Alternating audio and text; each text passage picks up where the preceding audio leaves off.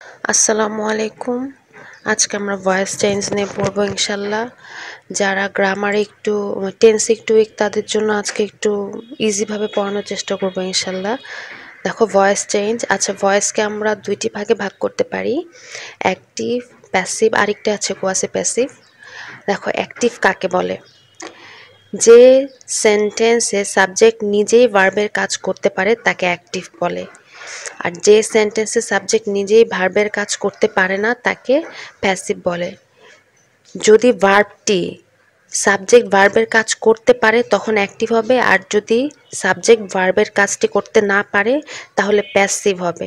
Active আর passive আমরা subject দেখে বুঝতে পারবো অ্যাক্টিভ বা প্যাসিভ, এটা অ্যাক্টিভ না প্যাসিভ। দেখো আমরা যদি একটু এক্সাম্পল দিই, দেখো এখানে আমি ভার্বগুলোকে সব মার্ক করে রেখেছি। কি লেখা? For instance, rice is eaten by me. এখানে দেখো ইটেন মানে খাওয়া। হ্যাঁ, তাহলে আমার ভাত, এই খাওয়ার কাজটা কি রাইসটা করতে পারে? বলো তো, খাওয়ার কাজটা কি রাইসটা করতে পারে? পারে না। তার মানে এটা কি হবে? তার মানে আমি সাবজেক্ট দেখে বুঝে গেছি এটা হবে প্যাসিভ, এটা অ্যাক্টিভ না। আবার দেখো ড্রিঙ্ক, খাওয়া, আই ড্রিঙ্ক টি, আমি আমি চা পান করি। তাহলে ড্রিঙ্কের কাজটা আই কি করতে পারে? অফকোর্স পারে। তাহলে এটা কি হবে? অ্যাক্টিভ। আবার দেখো এখানে the government is importing mask from abroad. তাহলে সরকার বাইরে থেকে কি করছে? মাস্ক ইম্পোর্ট করছে। তাহলে এই ইম্পোর্টিংটা আমাদের দেশের যে নিয়ে আসছে, এই কাজটা কি গভর্নমেন্ট করতে পারে? গভর্নমেন্টের পক্ষে সম্ভব? হ্যাঁ, এটা সম্ভব। যেটা পসিবল সেটা অ্যাক্টিভ। আমি শর্টলি লিখছি, এখানে অ্যাক্টিভের জন্য এ আর প্যাসিভের জন্য পি। ওকে। আবার দেখো sugar is importing from Brazil. Brazil থেকে সুগার আসে। এখন দেখো ইম্পোর্ট, সুগার কি ইম্পোর্ট করতে পারে? সুগারের কি ওরকম পাওয়ার আছে ইম্পোর্ট হওয়ার? সুগার নিজে ইম্পোর্ট করে না, সুগারকে ইম্পোর্ট করা হয়। তার মানে সাবজেক্ট ভার্বের কাজটা করতে পারছে না। তাহলে এটা কি হবে? পি, মানে প্যাসিভ। আবার দেখো the book is written in English.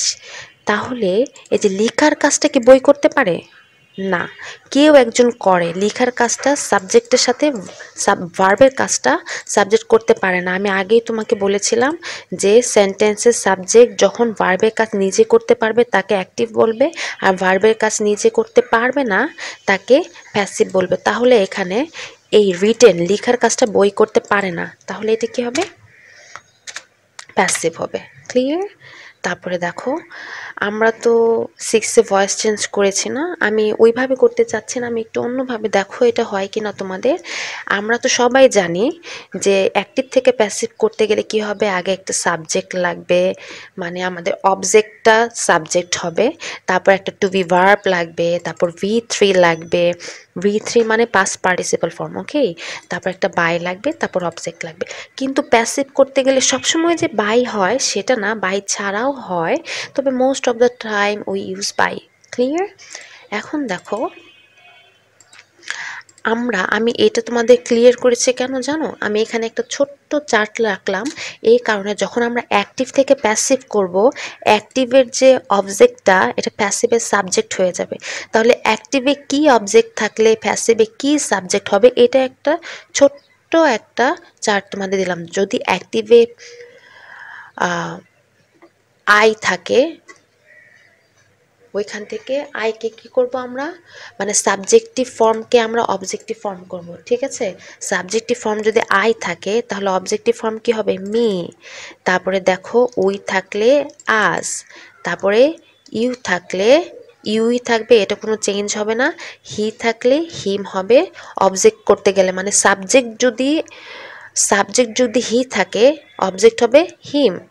She থাকলে হার, আর দে থাকলে দেম। আবার বলি, যদি সাবজেক্ট, এই রোটাকে আমরা বলছি সাবজেক্টিভ ফর্ম, আর এই রোটাকে বলছি আমরা objective form. That's why I have written this in this row. ওকে।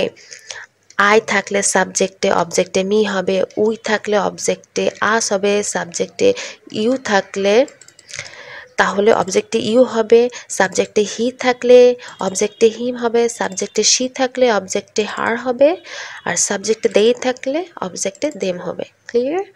তারপরে এখন দেখো আমি আরেকটি তোমাদের জন্য ডায়াগ্রাম রেখেছি। এটা স্পেশালি আমি বললাম না যাদের টেন্সের জন্য, টেন্সে একটু দুর্বল তাদের জন্য, যারা মনে রাখতে পারে না পাস্ট টেন্সে কি হয়, প্রেজেন্ট টেন্সে কি হয়, এটার জন্য। দেখো যদি অ্যাক্টিভে V1 থাকে, V1 মানে তো জানি বেস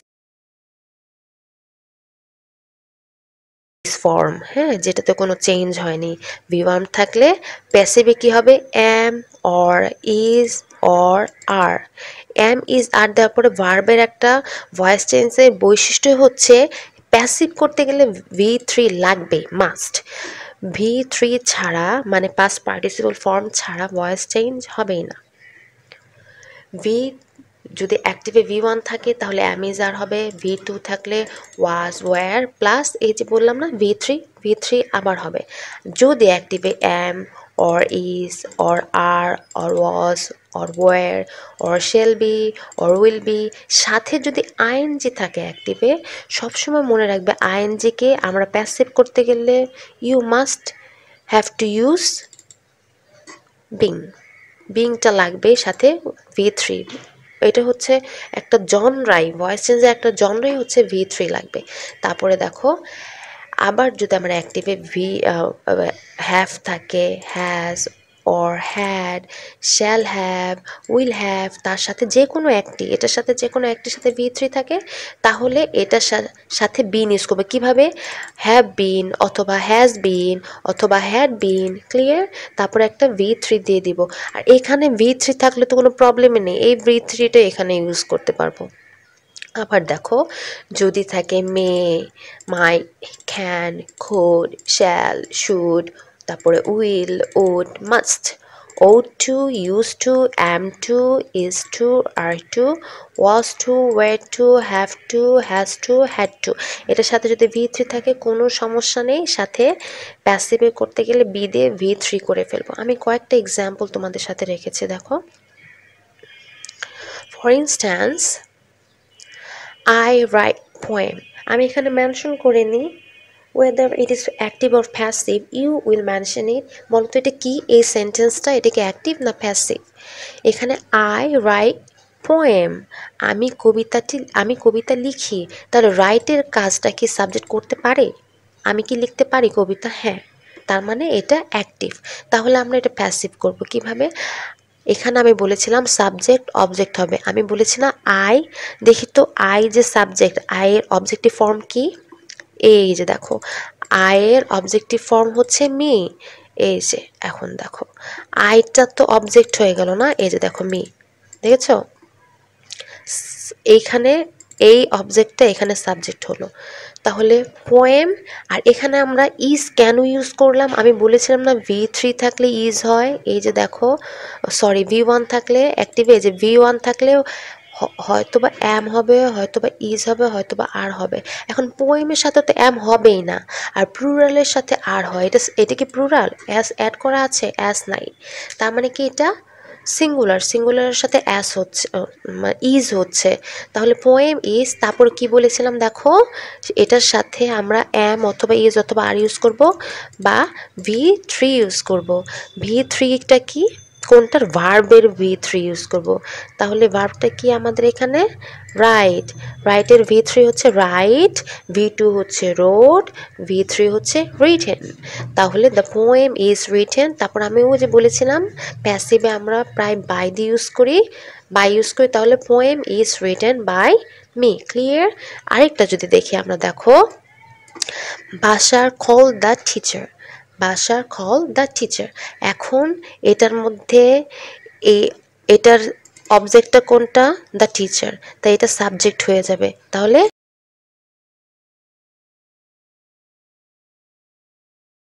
দ্য টিচার। এখন দেখো আমি ওয়াজ কেন দিলাম, কেন অ্যাম, কেন ইজ, কেন আর দিলাম না? দেখো ভার্বের দিকে তাকাও, এটা কিন্তু V2 ফার্স্ট টেন্স আছে। V2 থাকলে কি হয় দেখো, V2 থাকলে whether, it is, was or wire.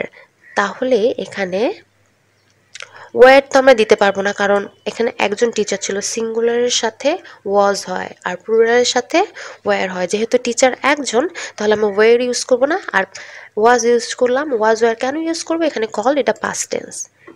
তার মানে দ্য টিচার ওয়াজ কল। আর এখানে কল কেন? এখানে হচ্ছে V3, আর এখানে V3 দেওয়াই আছে। কলের V2 হচ্ছে কল্ড, V3ও হচ্ছে কল্ড। আরও যে নিয়মের বাই, আর এই যে দেখো এই সাবজেক্টটা এখানে অবজেক্ট হয়ে গেল। Clear? The teacher was called by Bashar.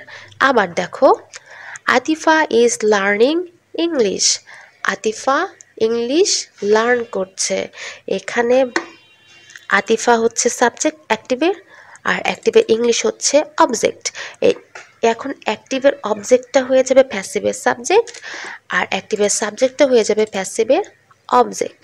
তাহলে ইংলিশ ইজ, আমি এখানে ইউজ করলাম। এই ইজ দেখে আমরা বুঝতে পারছি এটা কি হচ্ছে।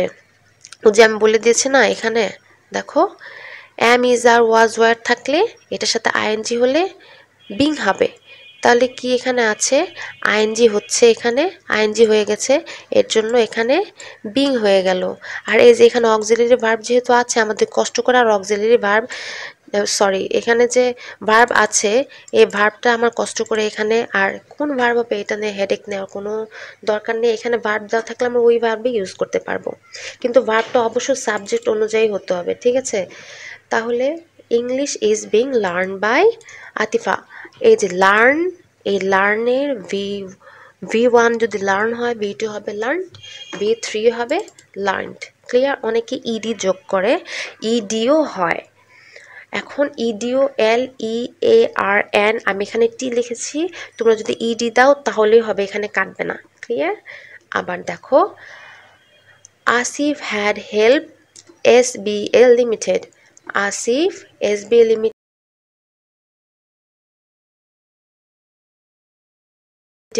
সাহায্য করেছিল। সেম এখানে আমাদের ভার্ব আছে, আর ভার্ব নিয়ে চিন্তা করতে হবে না। তারপর বলেছিলাম হ্যাভ, হ্যাড থাকলে কি হবে? বিং হবে, বিং বসে দিলাম রুলস অনুযায়ী। তারপর ভার্বের P3 হবে, P3, তারপর রুলসের বাই। এখন দেখো কি হলো তাহলে, lastly SBA Limited had been helped by Asif. SBA Limited had been helped by Asif. Clear? এখন তোমরা যদি এই চারটা, এই যদি একটু কষ্ট করে মনে রাখো, ভয়েস টেন্সটা অনেক ইজি হবে। বিলিভ মি, তোমরা একটু ট্রাই করো। হ্যাঁ, দেখবে এটা দিয়ে সেন্টেন্স মেক করে অ্যাক্টিভ দিয়ে তোমরা নিজেরাই প্যাসিভ করার ট্রাই করে দেখো, অনেক ইজি। Practice makes perfect. বাসায় প্র্যাকটিস করো, অনেক ইজি হবে। ভয়েস চেঞ্জ নিয়ে ভয় পাওয়ার কোনো কারণ নেই। কিন্তু এখানে একটু একটা কথা বলি, কিছু কিছু ভয়েস চেঞ্জ আছে যে আমরা চেঞ্জ করতে পারি না। এর জন্য আমি এটা রেখেছি যে ক্যান অল সেন্টেন্স চেঞ্জ।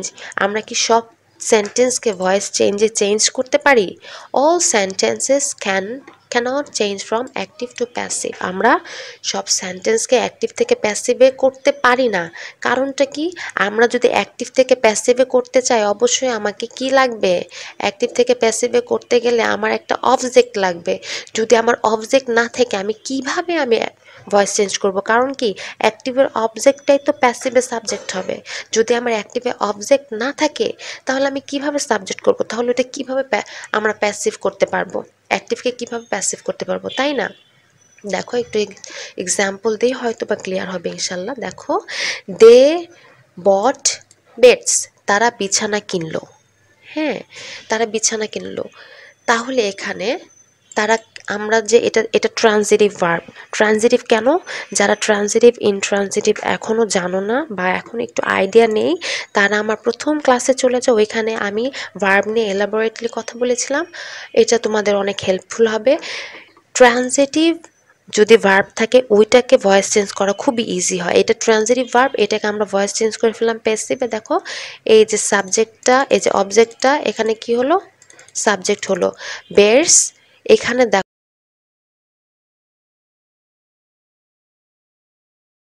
দেখো এস যেহেতু আছে plural, past tense V2 plural হয়েছে, এর জন্য কি হবে? ওয়্যার। বট বাই, এই যে দের সাবজেক্টিভ ফর্মকে অবজেক্টিভ ফর্ম করতে হলে দ্যাম হবে, they bought sorry, bears were bought by them. Clear? আবার এখানে দেখো, দে ওয়ার টায়ার্ড, এটা হচ্ছে লিঙ্কিং ভার্ব। লিঙ্কিং ভার্ব কিভাবে হচ্ছে? এই যে দেখো, আমি যে বললাম দে ওয়ার টায়ার্ড, এই ক্লান্তটা কে ছিল? ক্লান্তটা তারা ছিল। তাহলে তারাই আলটিমেটলি, যারা যারা ক্লান্ত ছিল, মানে যারা, কিভাবে বলবো, যে ক্লান্ত আর এই তারার মধ্যে যে একই রিলেটেড, তারাই ক্লান্ত ছিল। আর এই দুইটার মাঝখানে, দে আর টায়ার্ডের মাঝখানে অ্যাটাচ করলো কে, জয়েন্টটা করলো কে? এই যে ওয়্যারটা, লিঙ্ক করলো ওয়্যারটা, এই লিঙ্কিং ভার্ব থাকলে ভয়েস চেঞ্জ সেটাকে করা যাবে না। বুঝে গেল? লিঙ্কিং ভার্ব থাকলে ভয়েস চেঞ্জ করা যাবে না। এই জন্য আমি লিখে রেখেছি, দেখো, no object means no passive. যেহেতু এখানে কোনো অবজেক্ট নেই, no object means no passive. কোনো অবজেক্ট নেই, এখানে কোনো প্যাসিভ হবে না। No active means no passive. যেহেতু অবজেক্ট নেই, এটা আর অ্যাক্টিভ হলো না। অ্যাক্টিভ মানে অ্যাক্টিভ হয়নি দেখে এটা প্যাসিভ হয়নি। তারপরে দেখো আরেকটা, যদি আমি বলি দ্য লেকচার টায়ার্ড দ্যাম, তারা লেকচার শুনতে শুনতে ক্লান্ত হয়ে গেল। তোমরা কি ক্লান্ত হয়েছো বলো তো? আচ্ছা, anyway, the lecture tired them, লেকচারটা তাকে ক্লান্ত করে ফেললো। এই যে এটা ট্রানজিটিভ ভার্ব, সাথে অবজেক্ট আছে। তাহলে কি, এখন আমি যদি এটাকে করি, they were tired by the lecture, আমি এটাকে ব্রেকেটে রেখেছি এই কারণেই, আমরা এটাকে এই পর্যন্তই কমপ্লিট করতে পারি। এখানে ফুল স্টপ দিয়ে এভাবে কমপ্লিট করতে পারি, দে ওয়্যার টায়ার্ড। ঠিক আছে? তারপর এখন দেখো, দে স্লিপড, তারা ঘুমিয়েছিল। এটা ইনট্রানজিটিভ থাকলে তো আমি এটা করতে পারছি না। এখানে অবজেক্ট কোথায়? তারা ঘুমিয়েছিল। আমরা যদি ভার্বকে কি বা কাকে দ্বারা প্রশ্ন করি তাহলে অবজেক্ট পাবো। তাহলে স্লিপ, ঘুমিয়েছিল। তারা কি ঘুমিয়েছিল? কোনো অ্যান্সার আছে? না।